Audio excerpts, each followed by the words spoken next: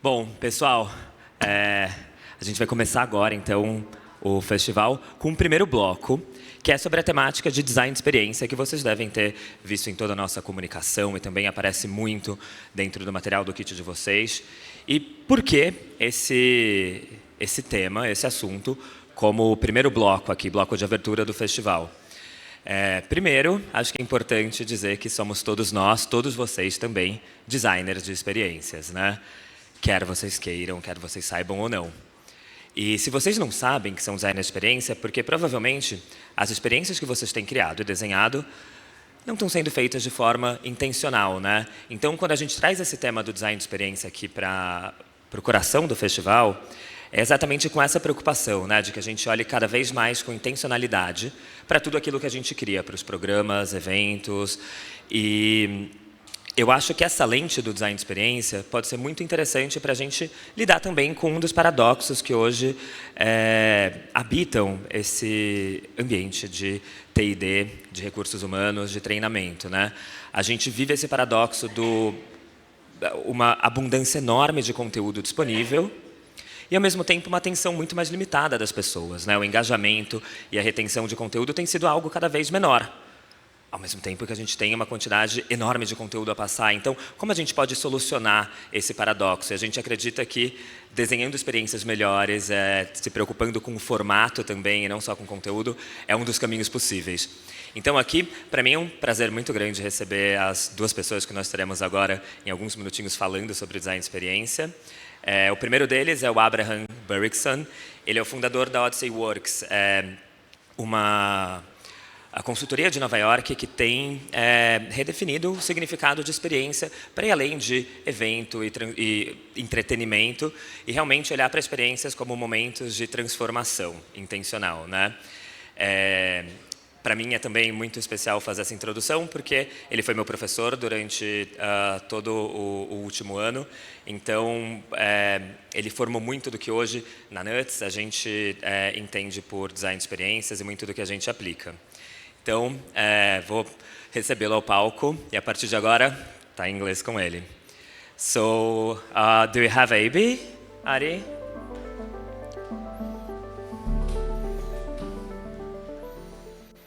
Hey, Abraham. Do you hear me well? Yeah, I hear you. Oh, perfect. So nice talking to you again. It's nice talking to you, Rafa. Yeah, I don't know if you can see me right now, but well, I'm here with around 80 people in person and 200, 300 people online, just in a broadcast right now. So yeah, we're talking to a lot of people, and well, I just gave an introduction about you and Odyssey Works to everyone. So everyone is super excited about your talk and to see what you brought to us and what you have to say about world building. So please, the stage is yours. Welcome, Abe. Thanks, Rafa.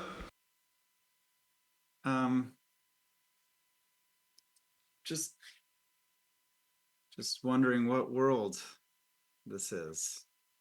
I'm here somewhere. I know Laís is somewhere else. She's not with you. I think there's people listening, some online, somewhere. What world is this? Huh.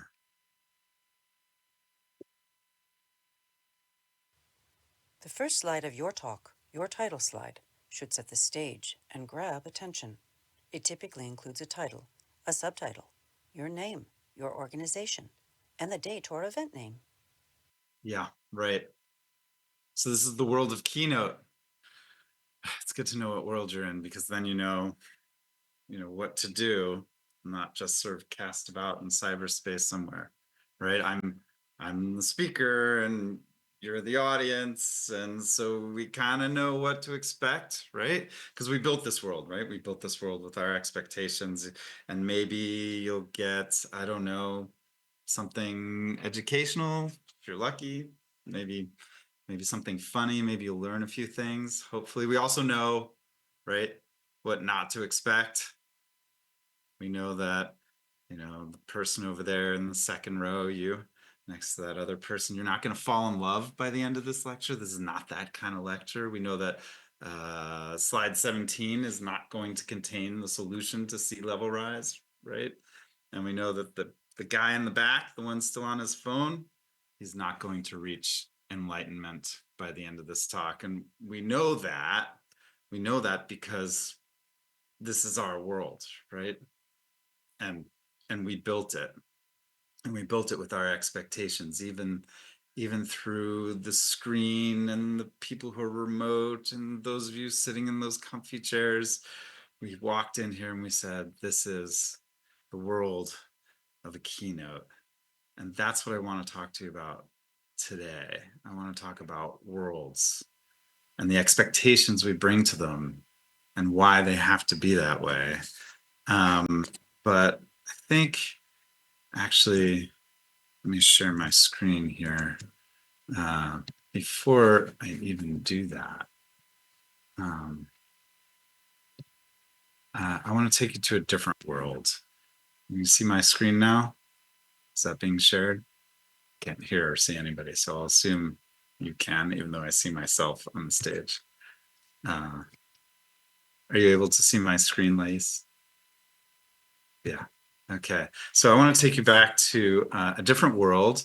I'm from New York. This is the $2 movie theater. That's like 12 reais, something like that. It's a $2 movie theater, and the year is 1999. And I'm going to see my favorite kind of movie. These are like old school 1990s neo-noir sci-fi about aliens and darkness and all this stuff, and nobody wanted to go with me because they weren't into it. So I was alone. I was sitting there. I was, as we say in English, living my best life. And then this happened.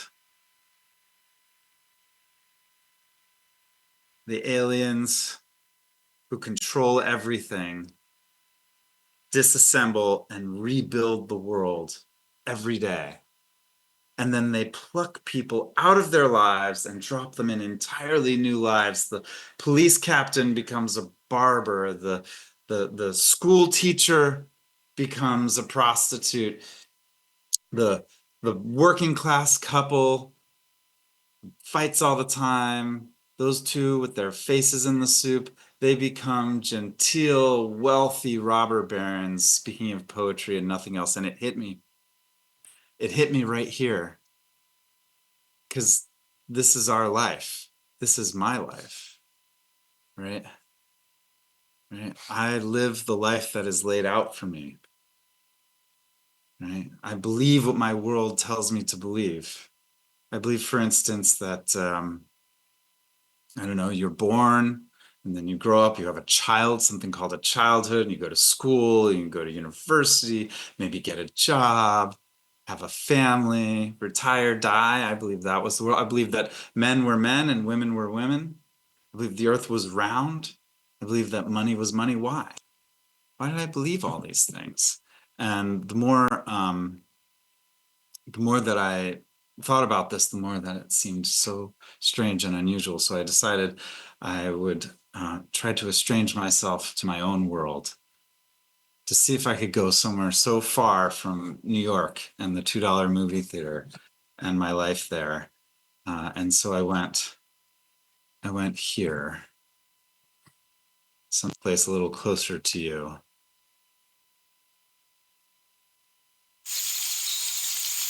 I don't know if you could just take in those sounds for a second. A lot closer to Brazilians than Americans.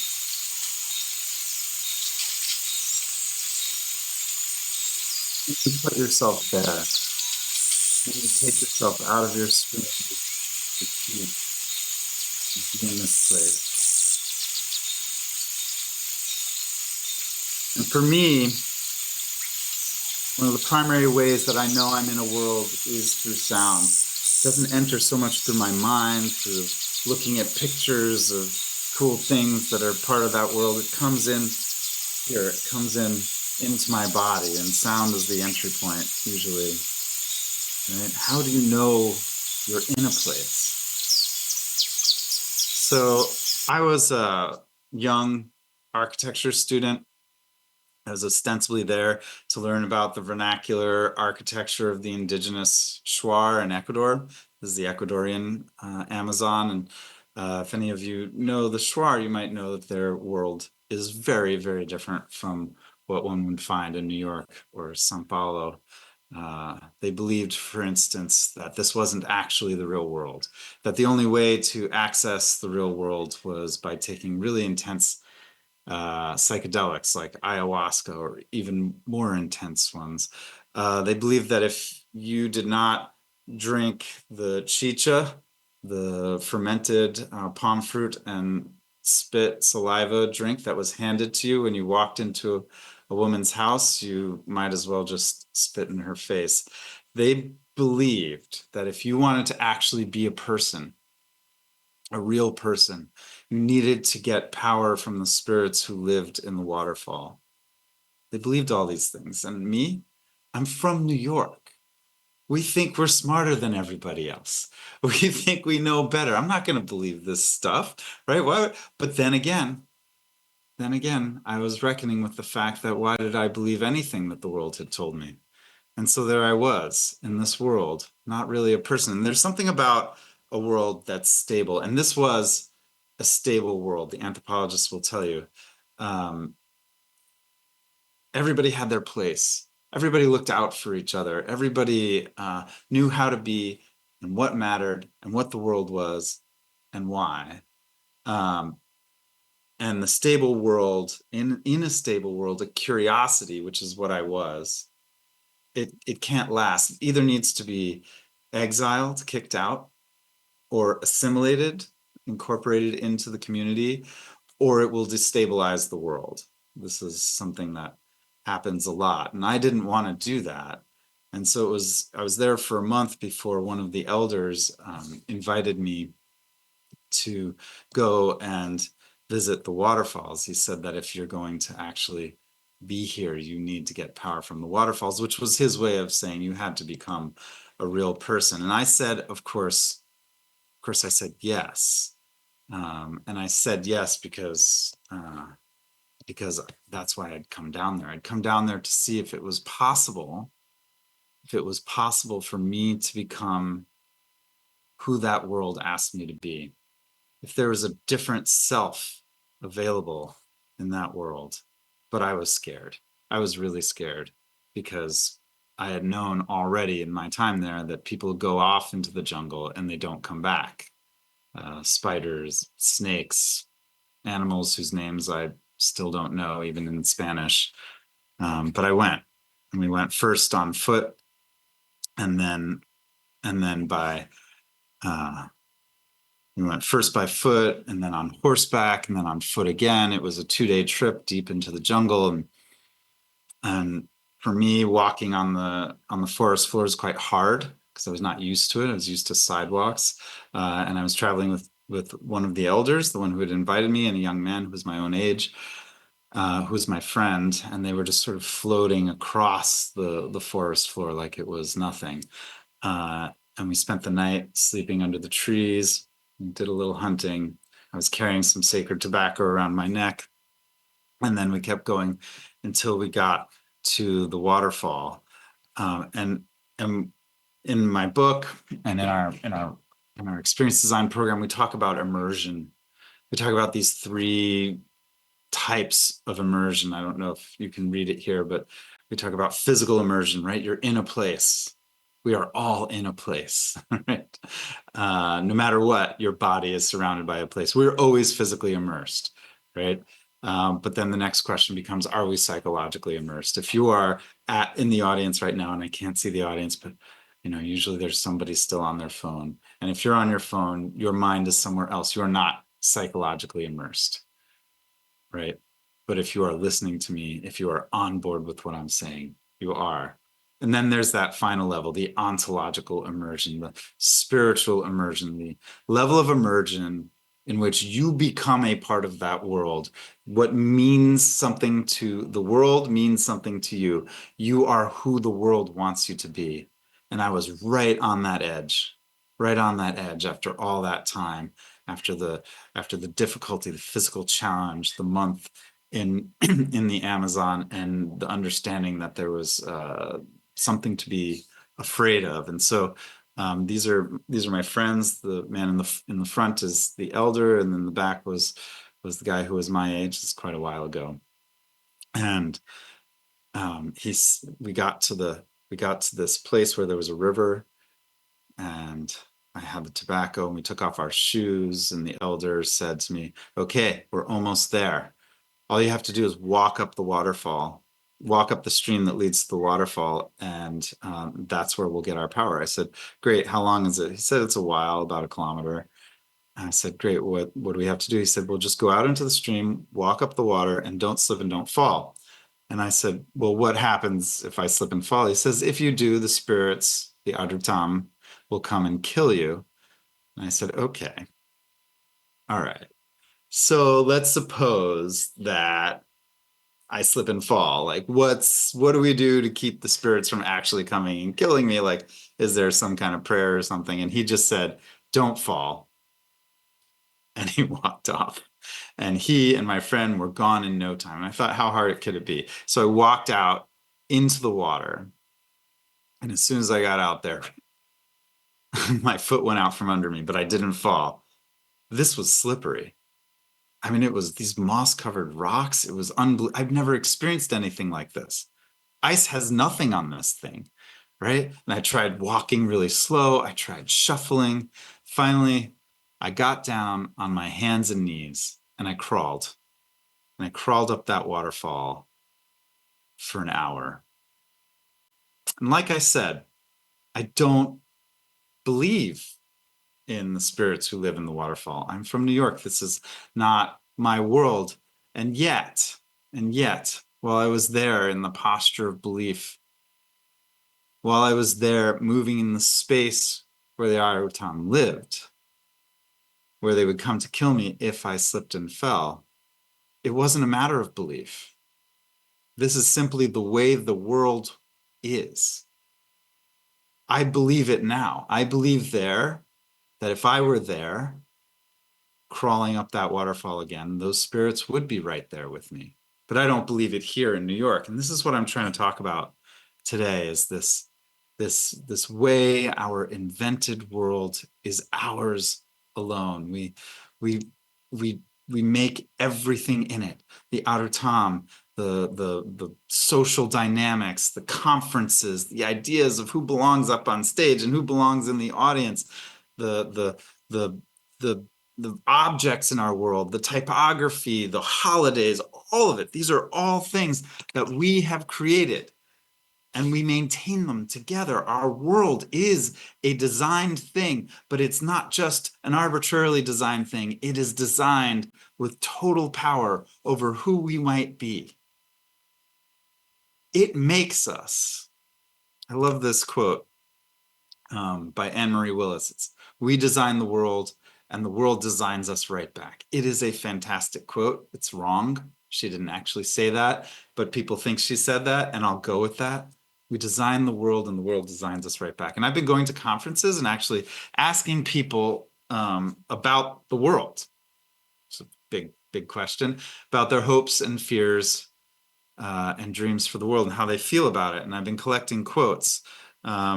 People say things like, "I don't understand the behavior of humans at the moment." Or, "I don't want our creation," in this case AI, "to be infused with the madness that we have infused the last century with." This was just a few weeks ago. We have some issues with our world. We're challenged by it. We don't necessarily like the way it's going. And so I just want to put these two things in this talk right next to each other. Every morning we remake the world, and we have some issues with the shape of it. So if I had more time, I would talk to you about other ways in which I researched this question of how worlds make us what we are. I was an exchange student in the Soviet Union. I visited intentional communities in North and South America. in Brazil, near a place called Chique was one. I visited various nice cults, a few not so nice ones. I even went to the Apple headquarters. Speak about a cult. And everywhere I went, it was clear. The world is a thing that we have made, and it makes us who we are. And the question is always, is this the way we want to be made? So eventually I landed in San Francisco, and I met some artists who were willing to think a little bit more creatively about what our work was and what the world was. I myself am trained as an architect and worked as an architect and a writer. And I met this fellow, Matthew Pradhan, and we founded something called Odyssey Works. And Odyssey Works was founded on the idea that perhaps our work isn't just putting more artwork into the world, but the world itself. What if we could play with that? What if we could take our audience members and change the world around them?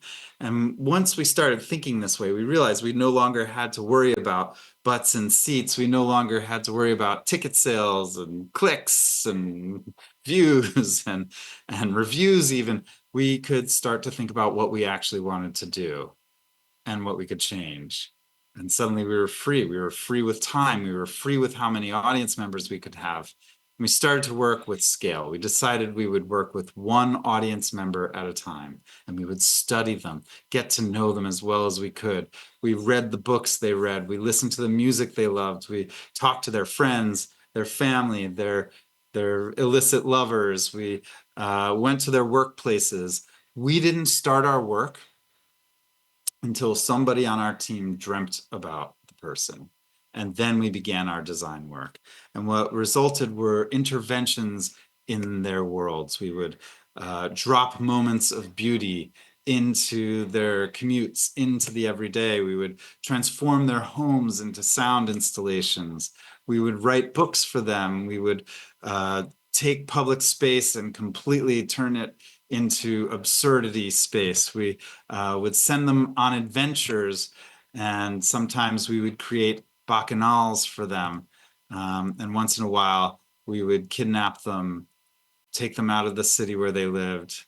They would awaken in a new city, in a new life, in a new way of being. All of this, I want to say, was done with consent.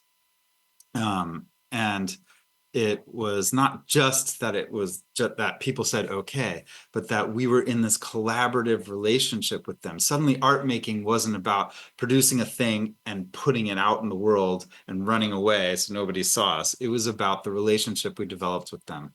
They came to know us as the people who were knowing them as well as possible.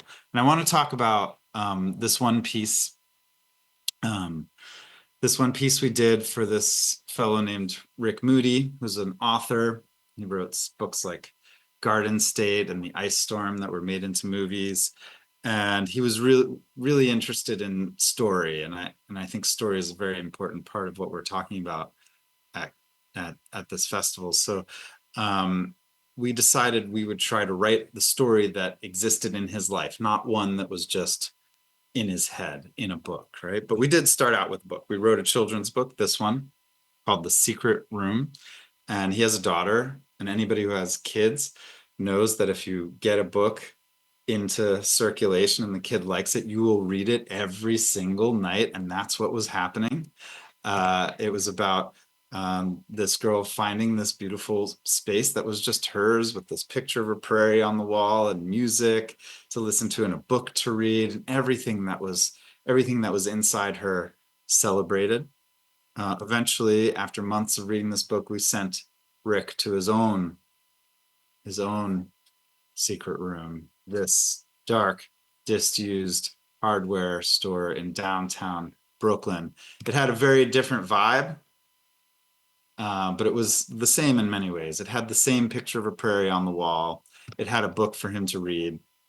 And every time he went there, this music was playing, and he was reading this story about music, about a perfect piece of music that he longed to hear more of. And the story was longer every time. And eventually, because he went there every week, and eventually after his last visit, he didn't know it was his last visit, he met me outside and we went for a walk. And a car pulled up and we got in the car and we had this conversation about music and powerful experiences of music that we both had. And we ended up at the airport and I opened up the trunk and I pulled out his suitcase. And in his suitcase was his passport and he put it in the machine. And then he was on his way to Canada. He had no idea he would be traveling that day. And then when he got to Canada, he ended up in this city called Regina, Saskatchewan, which is not the most famous city in Canada, but it's this kind of emerald city sort of city. It's like city and then prairie. And he was picked up and driven out into the prairie. And after all this time of hearing about this piece of music, of knowing he longed to hear it, of getting hints of it, of hearing pieces of the composition in the room with him, he ended up here. And he really began to realize this was the prairie from the picture in the children's book, from the photograph in his secret room. And of course, that was where the photograph was taken. And there in the room was the cellist playing this piece of music that he had traveled 8 hours to go and listen to, that he had been anticipating for 3 months, that had begun to represent the form of beauty that he could most aspire to in his life. This, he sat there for 2 hours. Later, he said to me, well, I will always have Canada. And I came to understand that to mean that in his world, in his life, there was a possibility for absolute beauty. And now it existed.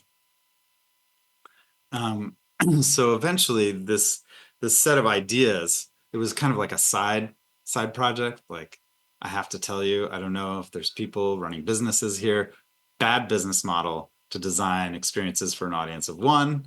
Also not the best marketing strategy if you're designing secret experiences for an audience of one.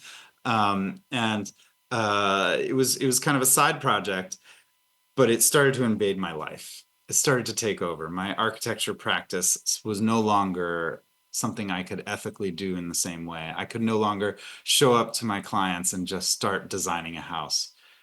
I had to ask them, what is the world we want to create with this house? And we would go for long walks and we would start to ask this question, this incredible investment of resources, financial, material, ecological, socio-cultural resources that would go into any project. What did we want to turn them toward? Here's some more hopes from some of the interviews I've done over the last 6 months. This one's from a couple of weeks ago. I hope for a future where social, economic, and climate justice systems prevail over industrial complex systems. This is world building. I hope that we can find effective ways of influencing our culture. Can we? We have our world. How do we choose to engage it? So ultimately, people did hear about us somehow. Word got out. We wrote one book about our performances and another one about experience design as possibly applied vastly across fields. That's the second one, the green one there. And we started a program called the Experience Design Certificate Program. Some of your friends have been in it or are in it now. The purpose was not to teach people how to make these one-person experiences. The purpose was to invite people to apply this tool set to vastly different fields. This year we have somebody who does relief work at the UN. Last year we had somebody who founded an abortion doula collective. We have designers and projection mappers and artists, but also government workers and nonprofit leaders and professors, all these different people asking, what if my work was actually world building work?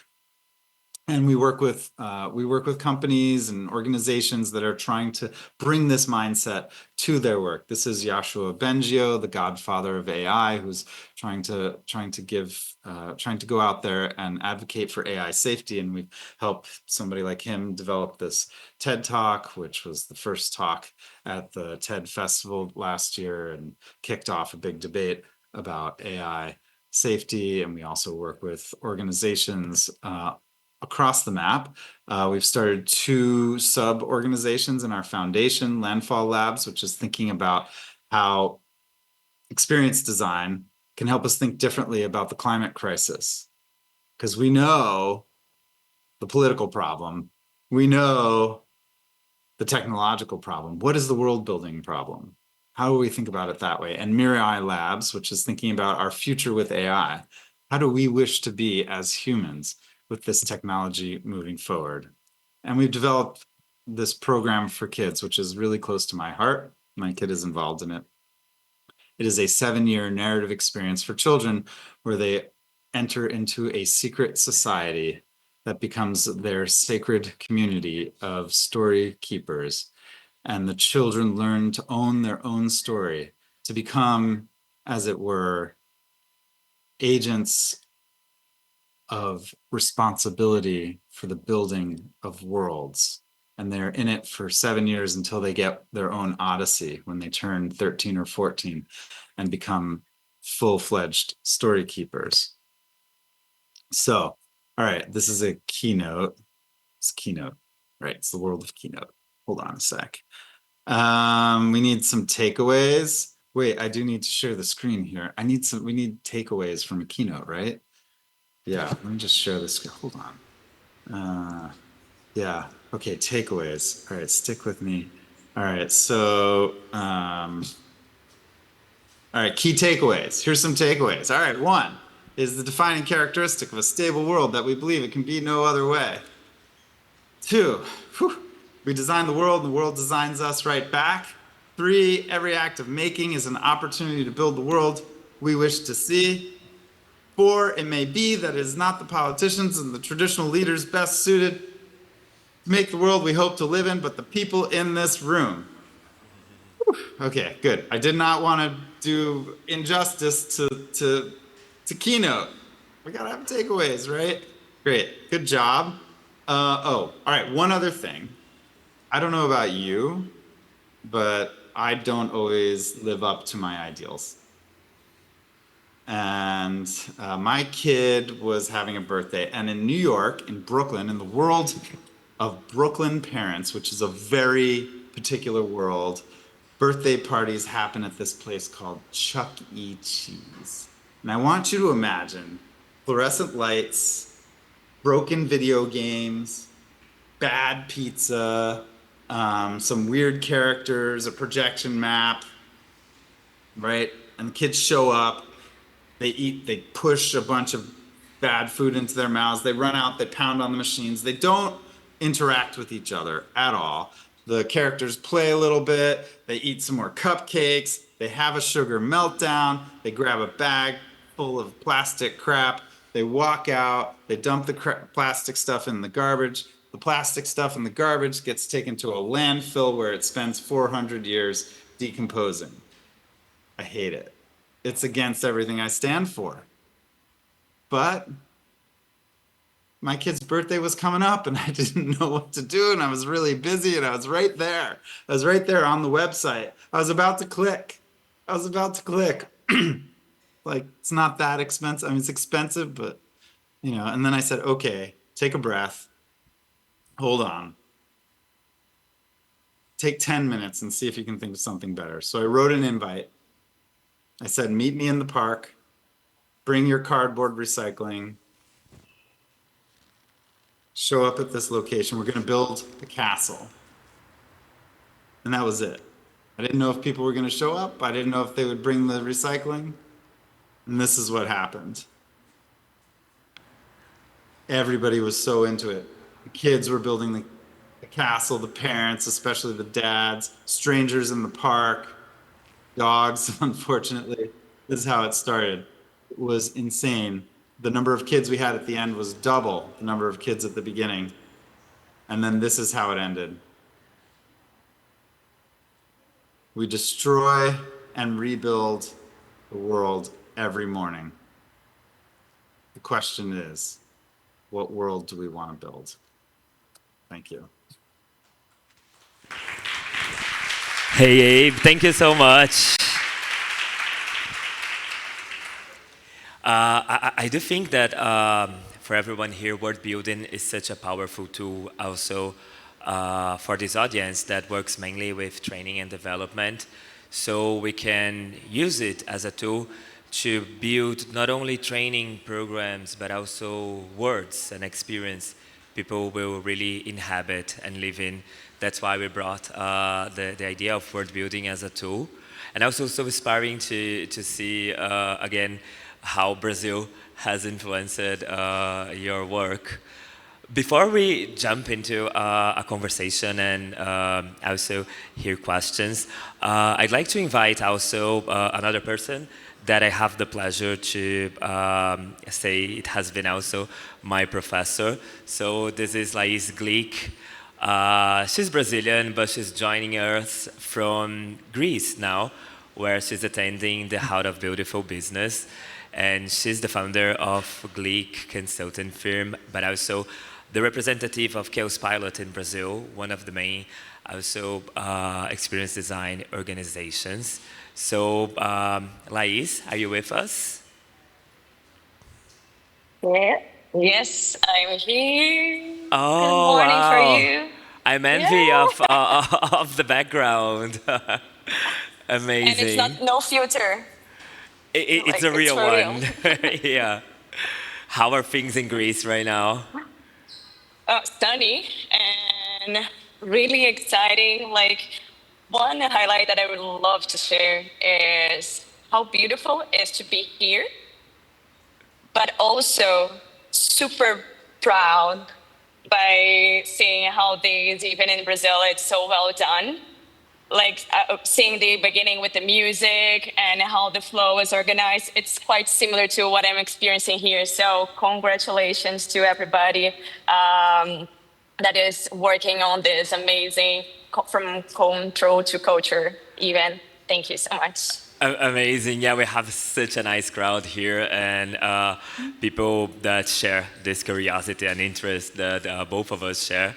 So I know you have you've prepared a talk to us about happiness design and how friction and paradox work with that. So let's hear from you, please. The stage is yours, Laís. Yeah. Thank you so much. Let me share my screen. I think you guys can see it. Yeah. Yes, yes. Okay. It's working. So I will start here tagging on the idea that A presented to us today, which was we design the world and the world design us right back. And thinking about it, what if then we designed for happiness? How it would shift the world that we currently inhabit? So today, what I want to offer for all of you is the idea of happiness as a language. But first, what is happiness? Right? Like when we think about the word itself or the origin, we can find like four main universes. Like there's so many different definitions, but they all relate somehow with luck or perhaps evolutionary attribute, reason, or a biochemical effect in our body. So when you see the etymology of the word happiness or even felicidade, eudaimonia, bonheur, in so many different languages, you'll always find some root with the chance, with good fortune, but also the pleasure that exists when you're experiencing something that we call happy. It's also helped us to evolve through story, like through all our existence here on Earth. Also, way before here in Greece, in India, in China, in Persia, there were some thinkers that from this idea of the divine gift of chance, of good fortune, they were turning happiness into this virtue, wisdom, to something that you can actually practice, something inward. But beyond all of that, we still nowadays can identify that actually what we are experiencing in our bodies is the reaction of dopamine, serotonin, endorphins, oxytocin. So all of that is what we can call or relate it with happiness. Still, if I were to ask for 30 people here in this audience, what is happiness? I bet I will get at least 20 different answers. Some might say it's an emotional state. Perhaps some would say it's an accomplishment or a brand. Perhaps happiness could be a moment, right? So the origin of happiness, it actually happens in the intersection of those three universes, the mind, the heart, and the spirit. But why then design for this abstraction? If it's something that is so complex, diverse, something we usually say that it depends. Why design for that? Well, because happiness, it has value. It carries value. And by having value, it carries power. Power to convince, to control, and even to build worlds.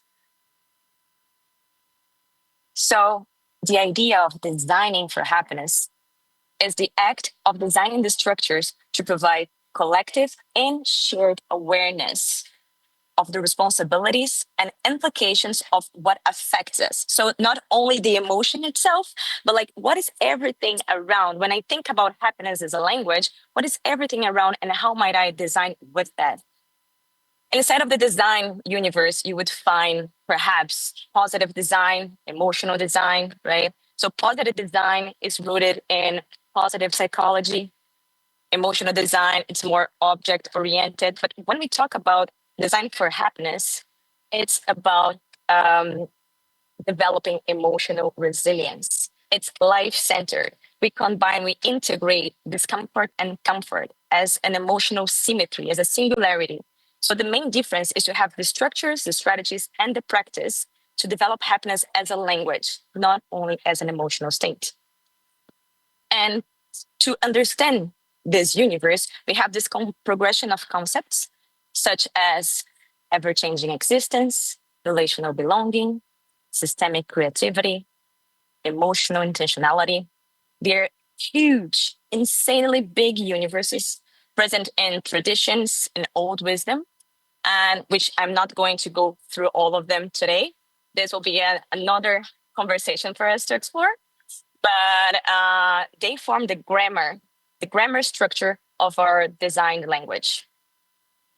So today, as I mentioned, the contribution of the idea of happiness as a language has this intention to help us in the way that we create these new worlds as an ability to be practiced, a skill, a language that is spoken by feeling everything, not only what is pleasant, everything, by integrating discomforts and comforts as part of the same emotional singularity, acknowledging that inside the same unity, you would find both this friction and release. So there is this symmetry inside of a feeling, understanding that happiness carries friction, release, surrender, wonder, and even fear. When we speak happiness, we communicate to ourselves, to our body, and even to systems that there are no positive or negative emotions. Some can be more comfortable or discomfortable than others. And each one carries its specific quality and color, shaping our actions and reactions through life. This is the main idea. Designers as translators, we translate this abstraction into a language, into something that you can actually relate with, can speak about it, you can see it. And this is our vocabulary. The vocabulary is our emotions. And the way that we write is with their frequency, rhythm, amplitude through time. Design for happiness integrates friction by design, the symmetrical balance in between tensions. For example, as a designer for happiness, I have the responsibility to create or emotions within emotions. If I aim for a radical creativity, or perhaps I aim to equalize an unbalanced system, which are the waves that are happening? How might I map and from that create the harmony, perhaps overlapping the waves? So I need to understand, to map, translate, interpret, integrate with intentionality. We can apply in transformational design, we can apply in learning experiences, we can apply in experience design. But the thing is, all of that with the clarity that both could be integrated inside in the same journey. That gives us more space to think more realistically in the way that people interact with the worlds they are located at the moment. So imagine a museum, for example. This museum project, it had like the intention to reframe a very strong statement.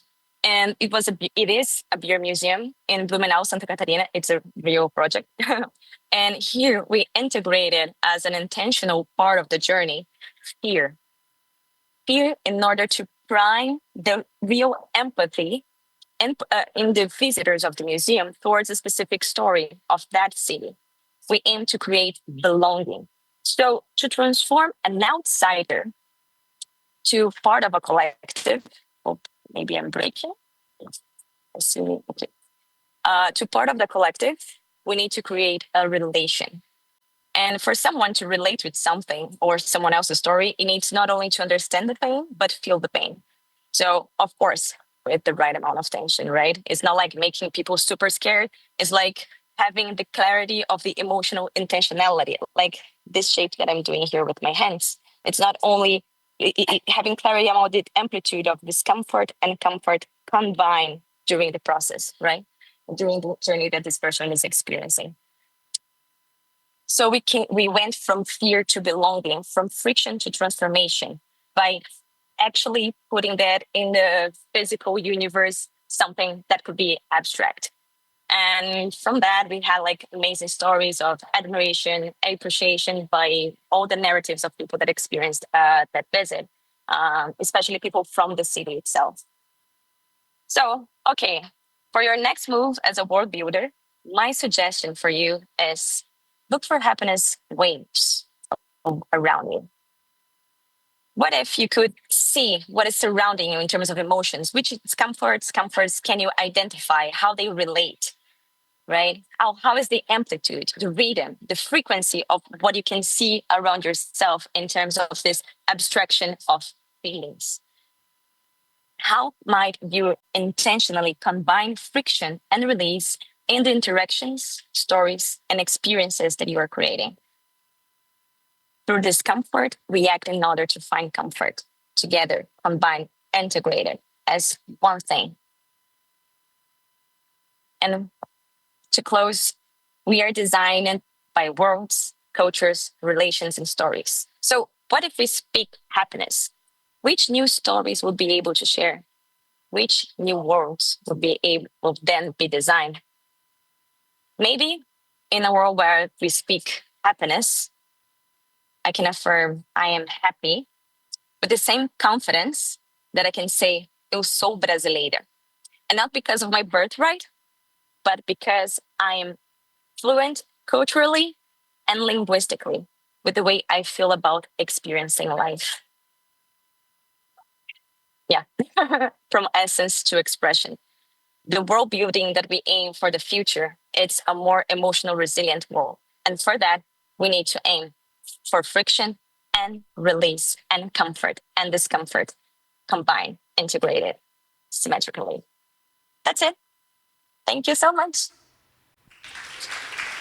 Thank you, Laís. Well, I guess you hear the applause in the audience. It's always so inspiring also to see your perspective on happiness and also friction and the whole it has an experience design. So right now we have Abraham in the subway. She told me he was moving, but this is intentional, okay? And also I'm happy to put together both Laís and Abraham. We are right now connected through the certificate in Odyssey Works. but they are amazing people with very interesting takes in the same subject. So I would like to ask some questions that came from the online audience now, but we will definitely send over the questions we cannot make today because of timing.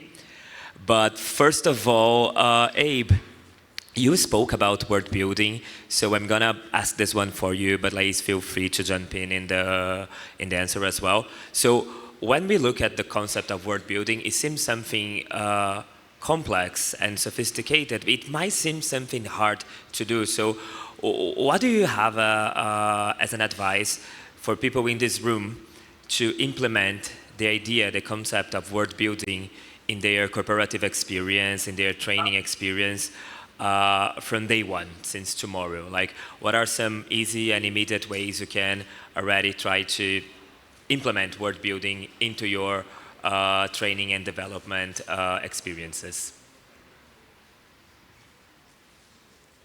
I think we don't hear you. I don't know if you're muted or if it's on our side.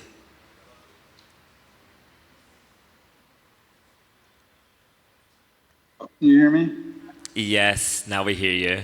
Walk us through this. Okay, well, I took out my fancy microphones. Well, you know, I think it's a really interesting question, right? Like, it sounds all very philosophical, everything that Laís and I were talking about. And at the same time, we can think about every single thing we do as a part of world building, right? Like, what are we talking about? You're creating an experience for a bunch of people. What is the world that is happening in? What is the ethical core? Laís was talking about comfort and discomfort, right? And there is something in our world, in the Western world, which is insane. We want comfort, and more comfort. We want ease, and more ease. And we need to understand that as a world building challenge, right? Laís is talking about wanting to balance comfort and discomfort, because through that there is growth. That is, on the one hand, a strategy for planning your event, but it is also a question about what the world is. Like, if we are in a world that has challenge in it, that believes in challenge, we design from a totally different point of view. So when we design that event and we bring in the challenge, we also have to think about what are the other elements of the world that support that. How are we talking about comfort and discomfort, not just creating experiences of it?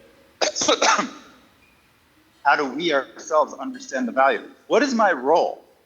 Who am I as a facilitator when I am creating experiences of comfort and discomfort? Do you know what I'm saying?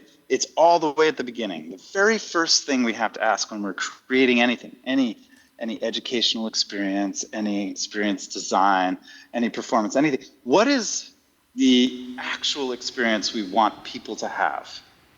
And then the next question is, what world do they need to be in for that to exist? And I'll add one more thing. I used to be a professor. I've left university. And I left university because I felt that the world of universities didn't have the same value system that I had.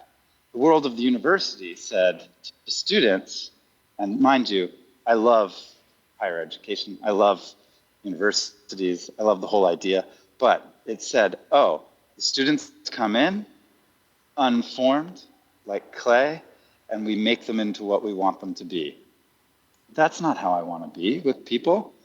I want to look at people, I want to look at you, Hafa, Laís, whoever, and say, oh my God, these are brilliant people.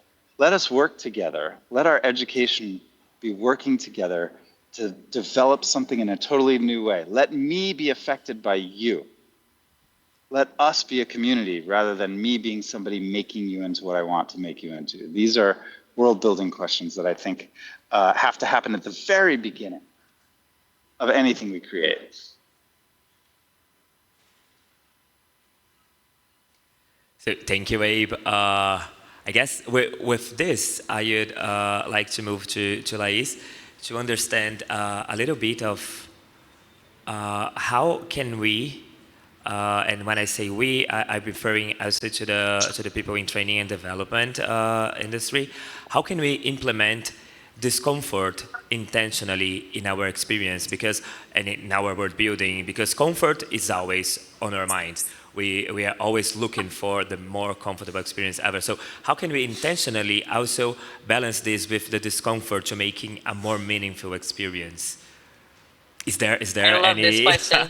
is there any tips on how to Yeah, do that?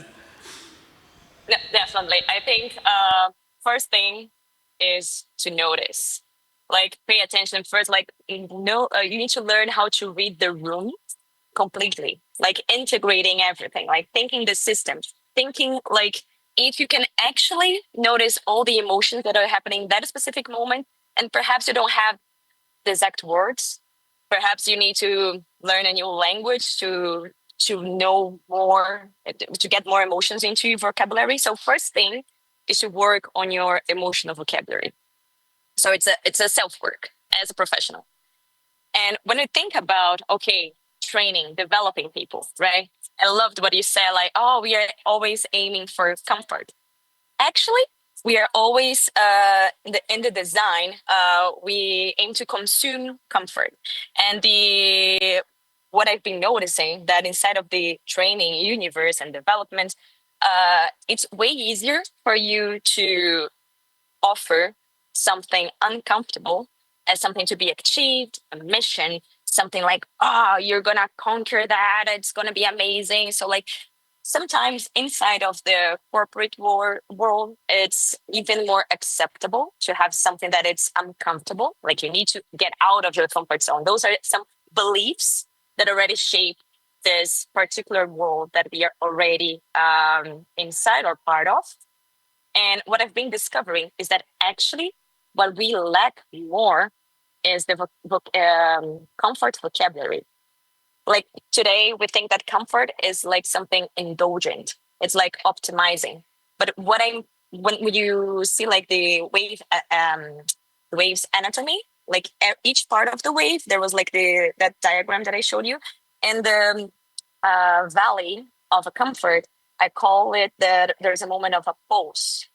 Inside of comfort, you would find pulse, you find energy, what is nurturing you for you to like, boop, and then start to move and get more energy so you can climb until you reach this peak, which I call opportunity for transformation. So actually, in order to offer a more consistent, uncomfortable, transformative learning designs and or transformative experiences for inside of the world or corporative experiences or training, like we were talking here, we first need to understand better what gives us energy and what requires energy.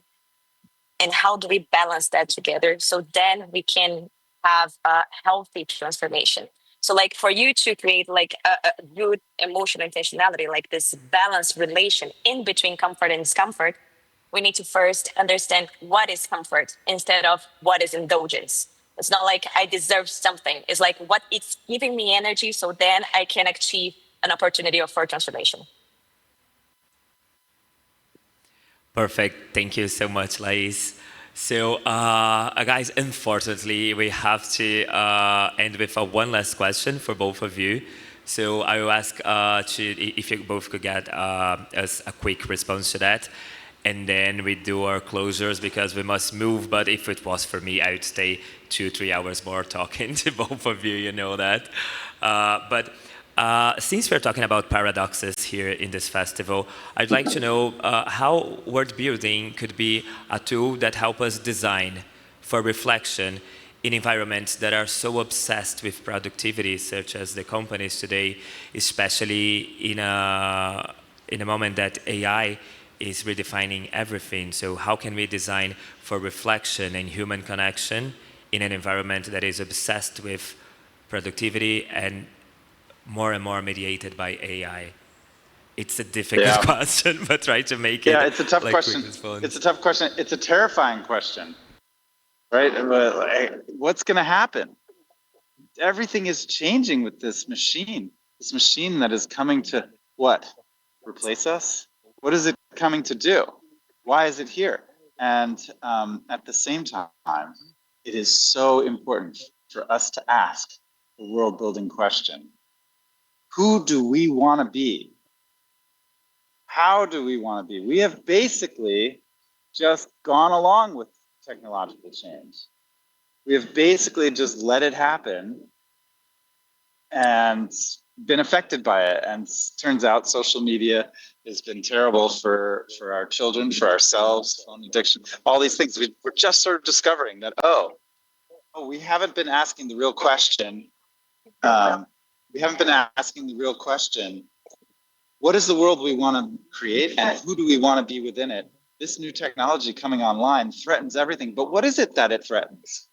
Right? You're saying, burnout culture. You're saying productivity, right? Here comes this thing that's coming in to replace productivity.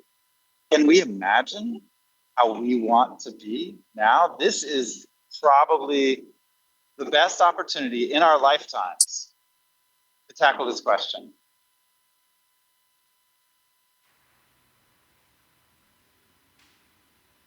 My contribution to this, and tagging on you, Abe, I would say that maybe what we need to do to create with a different perspective, it's actually just change. Like turn from the screen, look behind you. Like look at history. What happened before you? What was happening before we got here in this situation, right? Like we are talking so much about future. What is ahead? What is next? Da, da, da. Okay, what happened? How do we honor? Like what is the ancestral intelligence, right? Right? Like the different AI. Like what was happening before, and how might it help us to experience the present with more presence, and from that we'll make way much better decisions, which is always like the thing, right? It's not only having the tools that that does the work for us, but actually being aware of the role of the decision maker. And to make better decisions, you need to look for history, learn, and from that, create. Thank you so much, Abraham and Laís. It was a pleasure having you here. I must wrap up now saying, wow, it was super inspiring for both of us. And thank you for finding time in different time zones to connect from New York and Athens. And well, good luck with the event, Laís. So thank you. Bye, Abe. Bye, Laís. Muito obrigado. Obrigado. Valeu, né? Another round of applause. Thank you, guys.